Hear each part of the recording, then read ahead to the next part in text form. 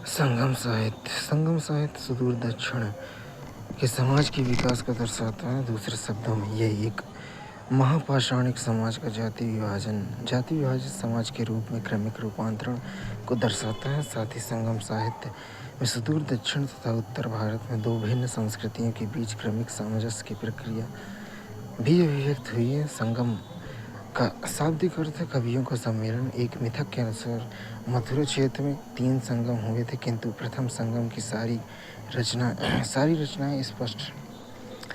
रचनाएं नष्ट हो गई। उसी प्रकार तोलकाप्पियम नामक एक ग्रंथ को छोड़कर दूसरे संगम में भी सभी ग्रंथ नष्ट हो गए। फिर तीसरे संगम में मेलकनकु आख्यानात्मक और किलकनकु उपदेशात्मक साहित्य की रचना हुई है। तत्पश्चात शिल्पाधिकारम तथा मणिमेखलय नामक 2 महाकाव्यों की रचना हुई है। अगर हम इन रचनाओं की प्रवृत्ति पर विचार करते हैं तो हमें ज्ञात होता है कि इन रचनाओं पर उत्तर भारत का प्रभाव उत्तरोत्तर बढ़ता गया है। उदाहरण के लिए मेलकनकु साहित्य में मुख्यतः युद्ध का वर्णन है। मेलकनकु में 18 ग्रंथ शामिल हैं। 8 ग्रंथ एटुटोगई नाम से जाना गया है, जबकि 10 ग्राम्य गीत पटुपादु नामक ग्रंथ में संकलित है। किलकनकु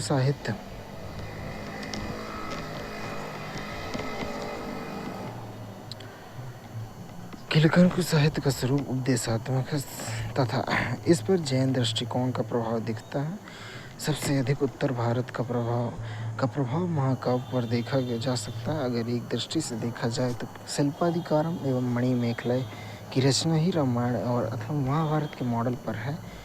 फिर इस पर बौद्ध चेतना का प्रभाव है।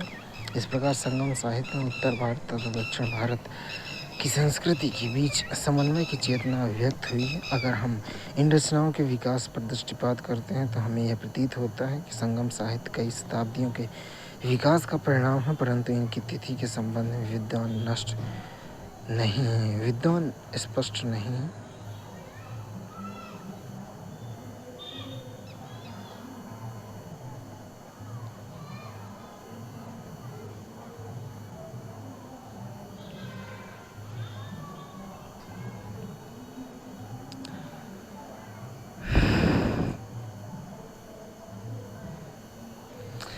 तमिलम समाज कृष्णा नदी के दक्षिण में भारतीय प्रायद्वीप के दक्षिणी छोर पर स्थित चोल पांड्य चेर राज्यों का विकास दिखता है। महापाषाणिक पृष्ठभूमि से संबंध इस राज्य के क्षेत्र को सम्मिलित रूप में तमिलकम या तमिलहम कहा जाता है। संगम साहित्य में इस युग की सामाजिक स्थिति तथा सांस्कृतिक रीति रिवाजों के संबंध में जानकारी मिलती है। इससे पता चलता है कि उत्तरी तथा दक्षिणी भारत में सांस्कृतिक तत्वों का समन्वय इस काल की महत्वपूर्ण विशेषता थी। संगम साहित्य से ज्ञात होता है कि उत्तर भारतीय संस्कृति के अनेक तत्व यहाँ के समाज में दिखाई देते हैं। जैसे यहाँ भी वैदिक यज्ञों का प्रचलन हो गया था। इसकी वजह से राज दरबारों में ब्राह्मणों तथा पुरोहितों की प्रतिष्ठा स्थापित हो गई थी। ब्राह्मणों को उदारतापूर्ण दान दिया जाता था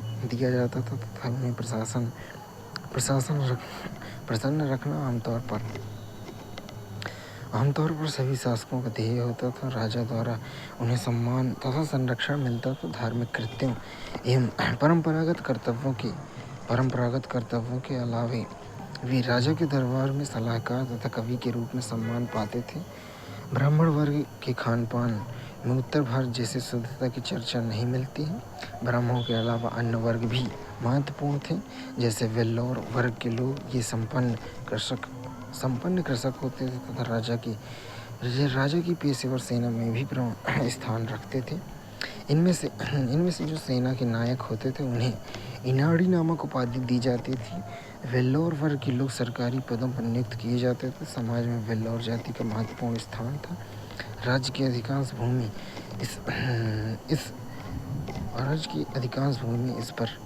इस पर इसी वर्ग का अधिकार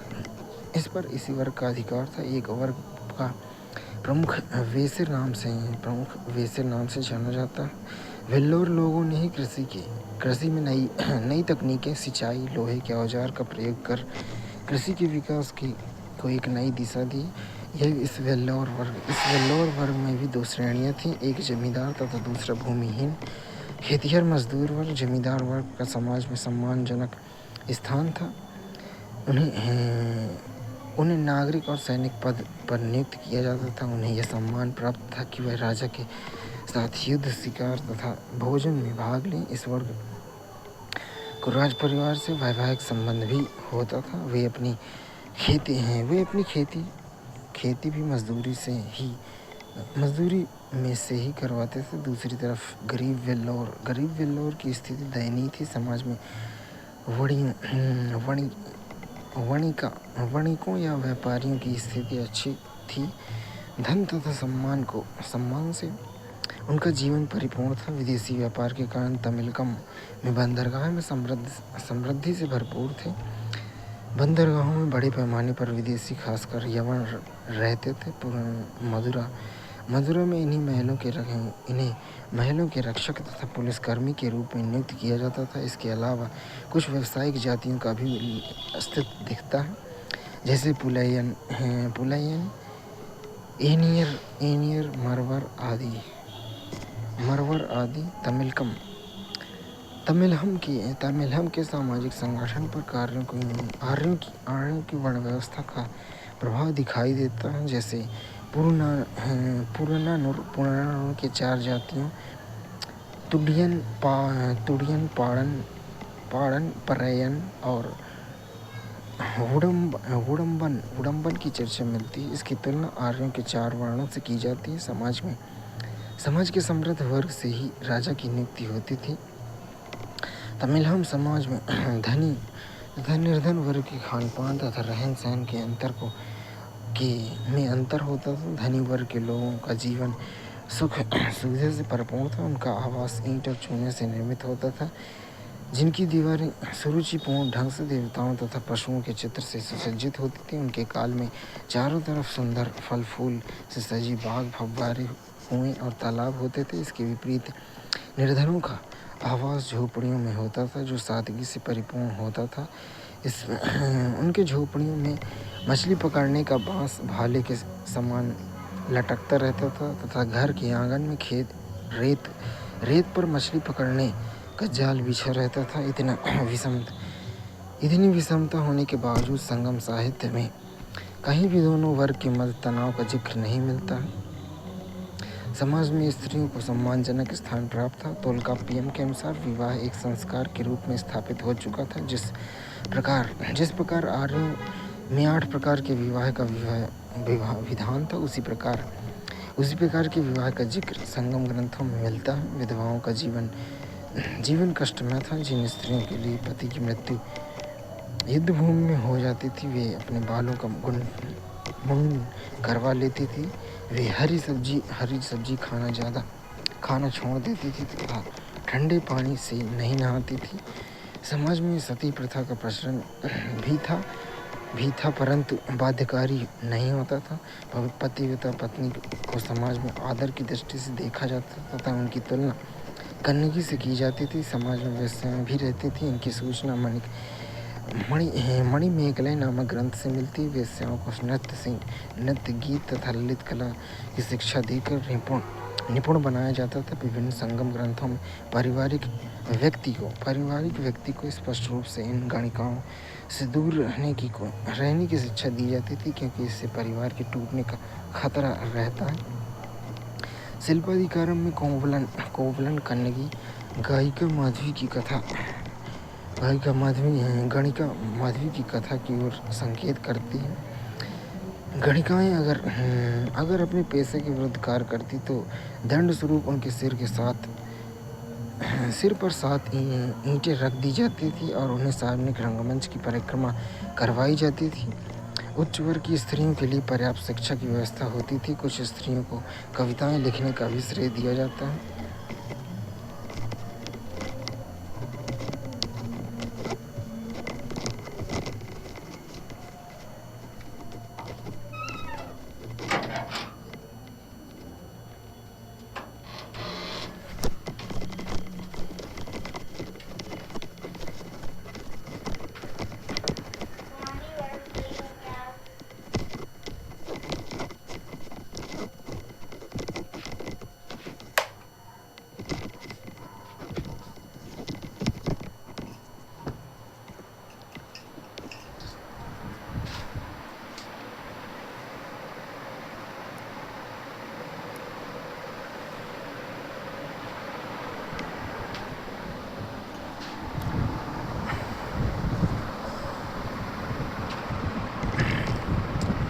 तमिलम समाज का जीवन सुखपूर्ण था। वे सुंदर वस्त्र तथा आभूषण ग्रहण करते थे। उच्च वर्गों में चावल तथा दूध से बना अघम नामक भोज्य पदार्थ लोकप्रिय था। भोजन शाकाहारी तथा मांसाहारी दोनों प्रकार के होते थे।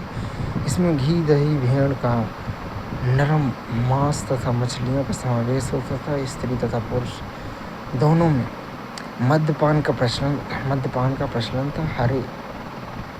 हरे रंग के बोतलों में बंद विदेशी शराब, अधपकी नारियल का दूध, मुबीर, ताड़ी तथा गन्ने के रस का शराब काफ़ी लोकप्रिय था।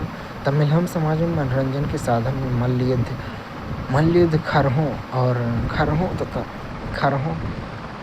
तथा कुत्तों का शिकार, मुष्टिका युद्ध, पासा खेलना, जल क्रीड़ा आदि प्रचलित थे। नृत्य तथा संगीत के द्वारा भी मनोरंजन किया जाता है। शिल्पाधिकारों में नृत्य की दो शैलियों का उल्लेख है, जैसे देसी आर्येतर तथा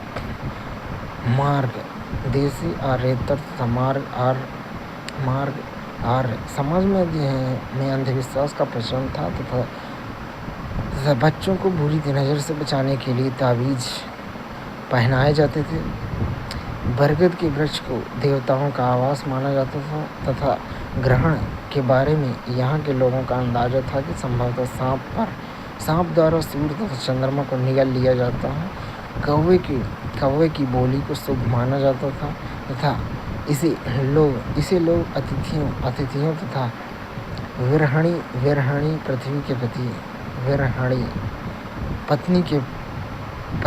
पत्नी के पति के आगमन का सूचक मानते थे।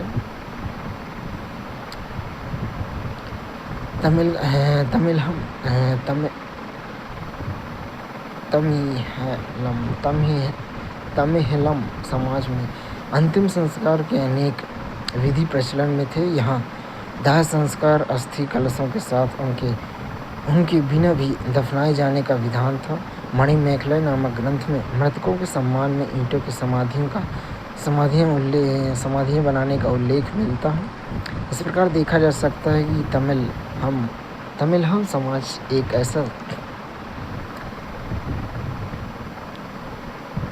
एक ऐसा समाज का उदाहरण है जहाँ पर आर्य तथा आर्येतर संस्कृतियों का मिलन हो रहा हो। गुप्त काल। राजनीतिक इतिहास। कुछ शताब्दियों पूर्व के मौर्य साम्राज्य की ही तरह गुप्त साम्राज्य का भी भारतीय इतिहास पर स्थायी प्रभाव परिलक्षित होता है। गुप्तकालीन इतिहास के अध्ययन स्रोत के रूप में साहित्यिक स्रोत जैसे पुराण, विष्णु पुराण, वायु पुराण, ब्राह्मण पुराण, देवी चंद्रगुप्तम, मत्स्यकटिकम आदि तथा पुरातात्विक प्रमाणों में बहुलता दिखती है। हालांकि शुरुआती चरण में गुप्तों के उद्भव पर स्पष्ट प्रभाव नहीं पड़ता है। एक लंबे काल से विद्वान का बल इस बात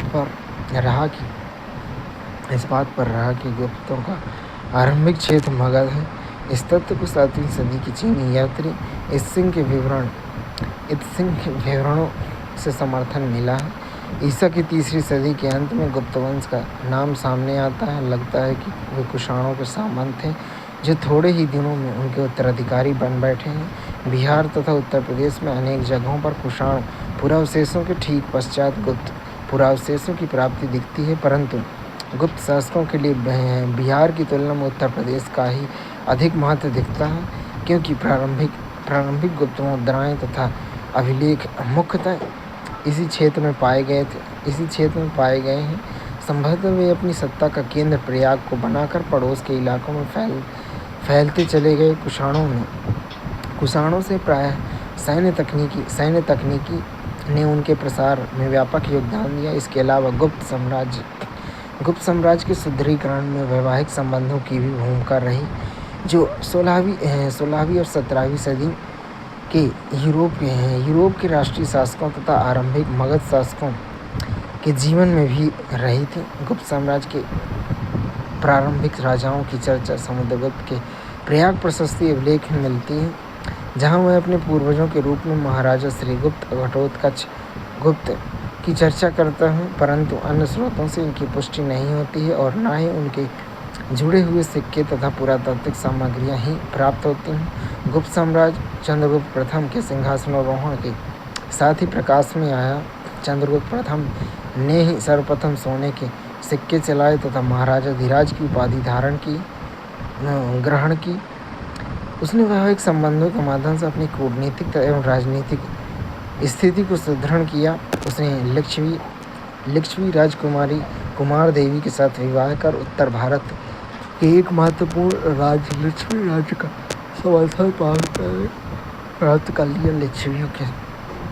लिच्छवियों के साथ उनके वैवाहिक संबंधों को गुप्त शासकों ने इतना अधिक महत्व दिया कि न केवल चंद्रगुप्त प्रथम ने अपने सिक्के पर कुमार देवी का नाम खुदवाया, वरन समुद्रगुप्त ने भी लिच्छवी दोहित्र की उपाधि ग्रहण की। दरअसल लिच्छवी एक शक्तिशाली राज्य था जो महात्मा बुद्ध के काल से ही उत्तरी बिहार में एक बड़े क्षेत्र पर अधिकार रखता था।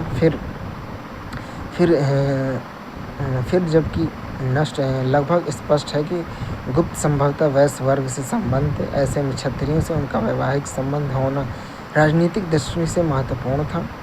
चंद्रगुप्त की विजयों के बारे में जानकारी के स्रोतों की कमी है, परंतु वायु पुराण में अस्पष्ट रूप में चंद्रगुप्त प्रथम की राज्य सीमा को बताते हुए इसे पूर्व में मगध से लेकर पश्चिम में प्रयाग तक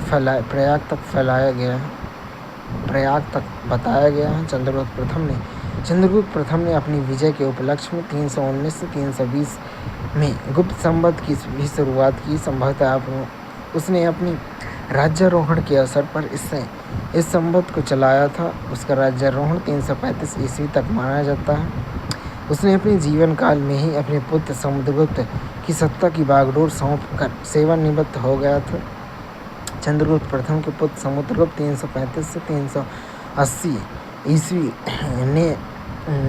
ने भारत में एक महान विजेता के रूप में अपनी पहचान बनाई।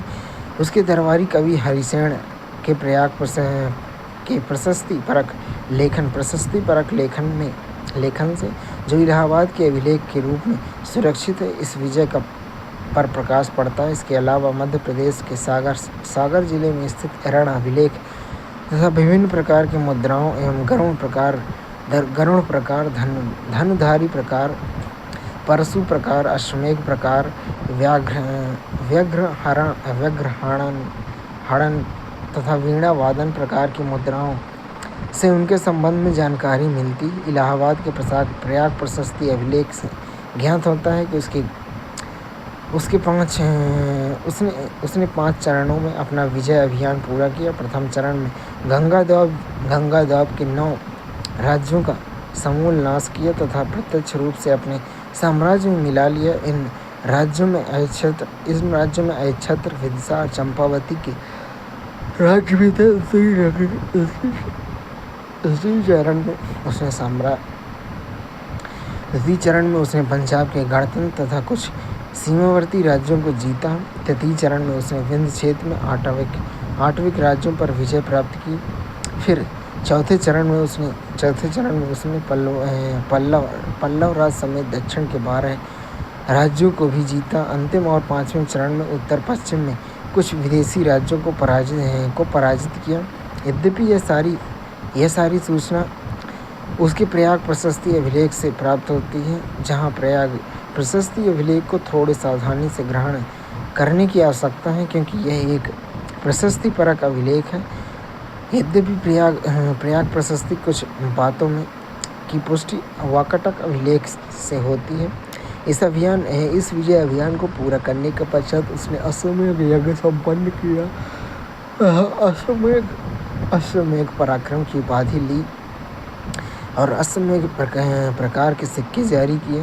प्रभावती गुप्त चंद्रगुप्त द्वितीय की पुत्री के पूना अभिलेख में समुद्रगुप्त को अनेक अश्वमेध यज्ञ कराने वाला अनेकाश्वमेध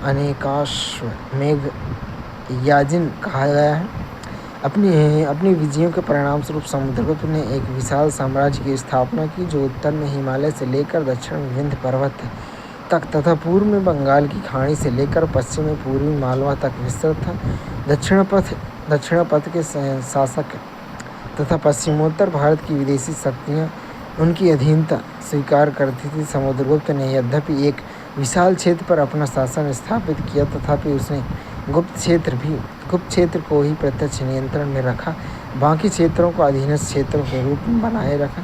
समुद्रगुप्त युद्ध क्षेत्र में जितना स्फूर्तिमान था, शांति के समय उसने इन्हीं जगह कहीं अधिक कर्मठ था। वह स्वयं उच्च कोटि और विद्वान तथा विद्या का उदार संरक्षक था। वह स्वयं कुशल वीणा वादक था। उसने कुछ सिक्कों पर उसके स्वयं को वीणा द्वारा गाते हुए दिखाया है। प्रशस्ति में उसके बारे में लिखा गया है कि गंधर्व विद्या में प्रवीणता के कारण उसने देवताओं के स्वामी में इंद्र के आचार्य कश्यप, तुम्बरु, नारद आदि को भी लज्जित कर दिया। विद्या के संरक्षक के रूप में प्रशस्ति में उसके बारे में कहा गया है कि उसकी उदारता के फलस्वरूप श्रेष्ठ काव्य सरस्वती तथा लक्ष्मी का शाश्वत विरोध सदा के लिए समाप्त हो गया था। यहाँ धर्म के रूप में शासन करने के कारण उसे धर्म प्राचीर संघ से भी विभूषित किया गया है। वी.ए. स्मिथ ने उसे भारत के नेपोलियन की संज्ञा दी है।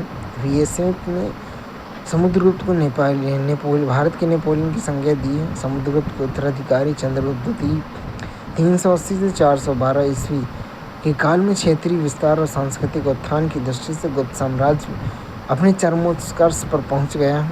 चंद्रगुप्त द्वितीय ने जो कि चंद्रगुप्त विक्रमादित्य के नाम से जाना जाता है, ने अपने पिता की विस्तारवादी नीति के साथ अपने पितामह चंद्रगुप्त प्रथम के सामरिक गठबंधन मैरिटियल अलायंस की युक्ति को भी जोड़ दिया है। चंद्रगुप्त द्वितीय के राज्यपाल के बारे में जानकारी विभिन्न स्रोतों से मिलती है। उसने कालिदास के ग्रंथ चीनी यात्री फाहियान का यात्रा वृत्तांत, मथुरा स्तंभ एवं अभय शिलालेख, उदयगिरी के 2 लेख, गढ़वा अभिलेख तथा सांची से प्राप्त अभिलेख के साथ विभिन्न प्रकार की मुद्राएं प्रस्तुत की हैं। प्रमुख है। शासन संभालने के पश्चात उसने विजय अभियान प्रारंभ किया। उसमें उसकी सबसे बड़ी सफलता थी सक्षत्रप रुद्र सिंह तृतीय को पराजित करना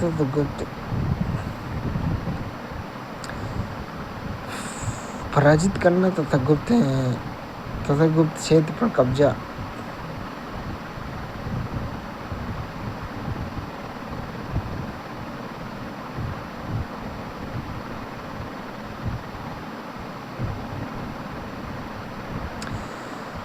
शासन संभालने के पश्चात उसने विजय अभियान प्रारंभ किया। उसकी सबसे बड़ी सफलता थी सक्षत्रप रुद्र सिंह द्वितीय को पराजित करना तथा गुजरात क्षेत्र पर कब्जा स्थापित करना। उसका संधि विग्रह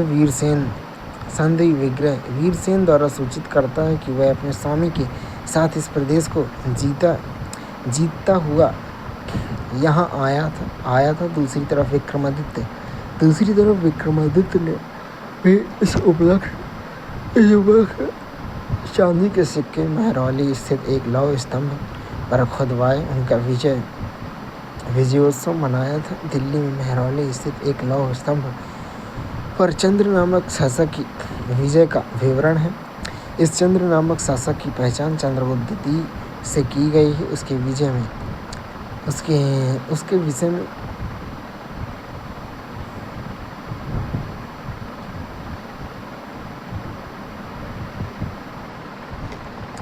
चंद्र नामक शासक की पहचान चंद्रगुप्त द्वितीय से की गई है। उसके विषय में यहाँ कहा गया है कि उसने पूर्व कि बंग पश्चिम के बाहलिकों के विरुद्ध अभियान किया तथा उन्हें जीता। चंद्रगुप्त विक्रमादित्य ने भी वैवाहिक संबंधों का उपयोग अपनी स्थिति को सुदृढ़ करने के लिए किया। उसने स्वयं नागवंश की राजकुमारी के साथ विवाह किया। माना जाता है कि प्रभावती गुप्त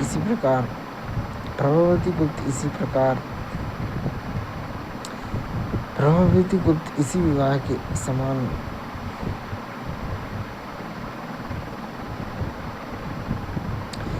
दूसरी तरफ उसने अपनी पुत्री का विवाह वाकाटक शासक रुद्रसेन द्वितीय से किया। जब वाकाटक शासक की मृत्यु हुई तो सैद्धांतिक रूप से सत्ता का संचालन उनकी पुत्री प्रभावती के पास रहा, परंतु व्यवहारिक रूप में वह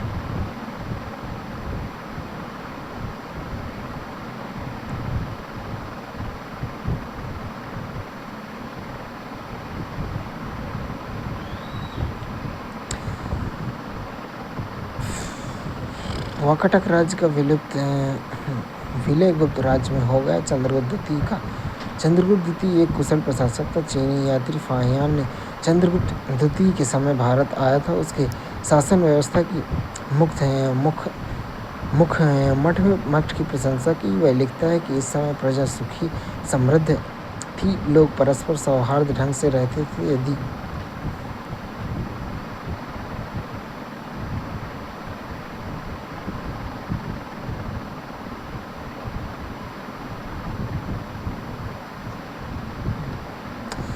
चंद्रगुप्त द्वितीय की पहचान विजेता तथा कुशल प्रशासक के साथ विद्वान प्रेमी, विद्वानों के आश्रय देने वाले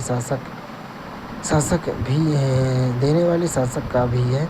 उसके समय पाटलिपुत्र तथा उज्जैनी शिक्षा के प्रमुख केंद्र थे। उसके दरबार में 9 विद्वानों का निवास था, जिन्हें नवरत्न नाम से संबोधित किया जाता था। महाकवि कालिदास संभवतः इन्हें अग्रगण्य थे।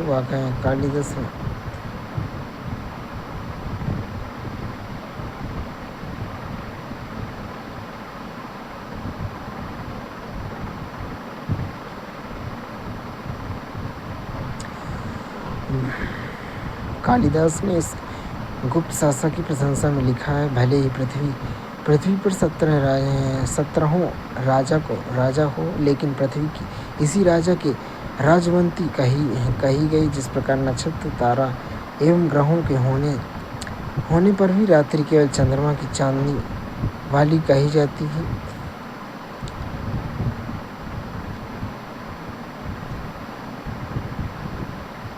चंद्रगुप्त द्वितीय के बाद कुमारगुप्त प्रथम 415 से 455 साम्राज्य की गद्दी पर बैठा। वह चंद्रगुप्त की पत्नी ध्रुव देवी से उत्पन्न सबसे बड़ा पुत्र था। कुमारगुप्त के शासन को जीतने के कई स्रोत उपलब्ध हैं, जिनमें से विभिन्न अभिलेख भी शामिल है। इसमें भिलसंड,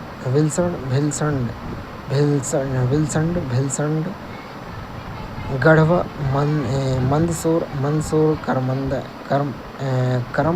करमदंडा, मथुरा, सांची आदि लेख प्रमुख हैं। यहाँ से पता चलता है कि यदि उसने कोई विजय नहीं की, तथापि उसके शासनकाल के महत्व इस बात में है कि उसने अपने पिता के जिस विशाल साम्राज्य को उत्तराधिकारी में प्राप्त किया था, उसे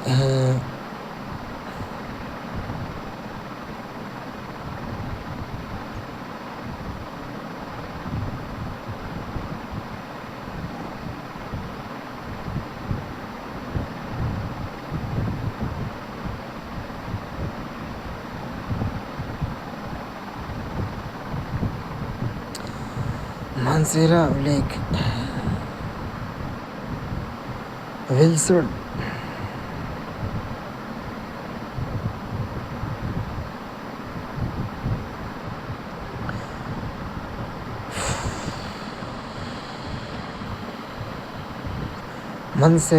मंदसौर अभिलेख में उसके सुव्यवस्थित शासन का वर्णन करते हुए कहा गया है कि कुमारगुप्त एक ऐसी पृथ्वी पर शासन करता था जो चारों तरफ से घिरी हुई थी। सुमेरु कैलाश पर्वत उसके वृहद पायोधर के समान थे। सुंदर वाटिकाओं में खिले हुए स्कूल फूल फूल उनकी हंसी के समान।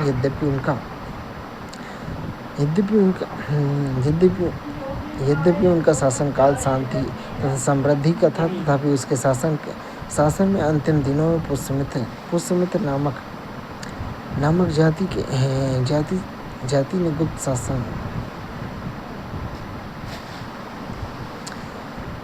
पुष्यमित्र नामक जाति ने गुप्त राजक्षेत्र पर हमला किया। इस बात की सूचना कुमारगुप्त के पुत्र स्कंदगुप्त से की जाती है।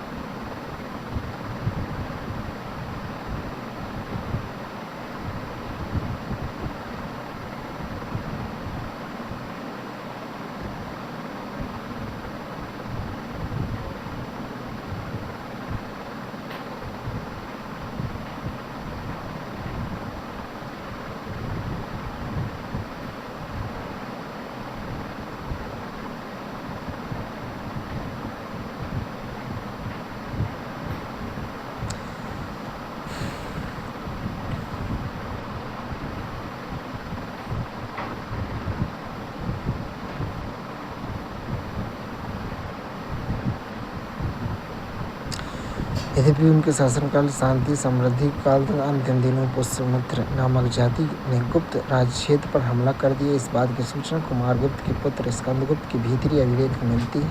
कुमारगुप्त स्कंदगुप्त के अदम्य पराक्रम से साम्राज्य के अस्मिता को छिन्न भिन्न नहीं होने दिया। कुमारगुप्त अपने पिता चंद्रगुप्त की ही तरह वैष्णव था। गढ़वा लेख में उसे परम भागवत कहा गया है। उसके व्यक्तिगत रूप में वैष्णव होने के बावजूद वह अन्य धर्मों के प्रति सहिष्णु था। नालंदा महाविहार की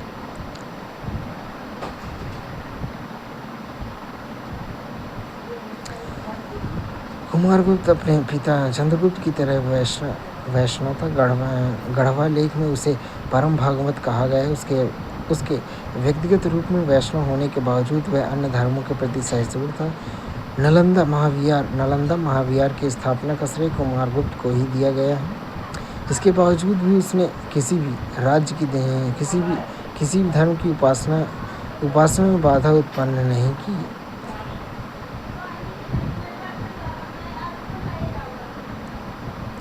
स्कंदगुप्त 455 से 466 कुमारगुप्त का सुयोग्य उत्तराधिकारी। इसके शासनकाल के संबंध में जूनागढ़ अभिलेख, बिहार स्तंभ लेख, इंदौर ताम्रपत्र तथा भीतरी अभिलेख से सूचना मिलती है। इससे पता चलता है कि स्कंदगुप्त के शासन के प्रारंभिक वर्ष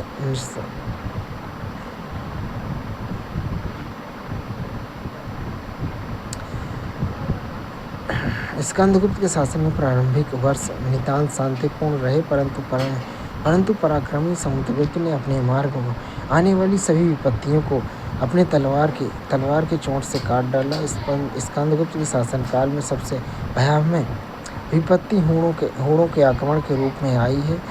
इसका उल्लेख भीतरी स्तंभ लेख में मिलता है।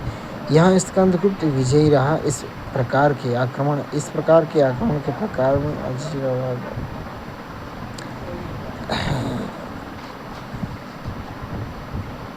अपने पूर्वजों की तरह वह भी बहुमुखी प्रतिमा का सम्राट था। उसने जनता के कल्याण के लिए मौर्य सम्राट द्वारा निर्मित दर्शन झील की मरम्मत करवाई। उसने सौराष्ट्र प्राप्त जनता को पानी की समस्या का सामना नहीं करना पड़ा।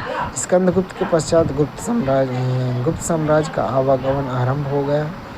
लगभग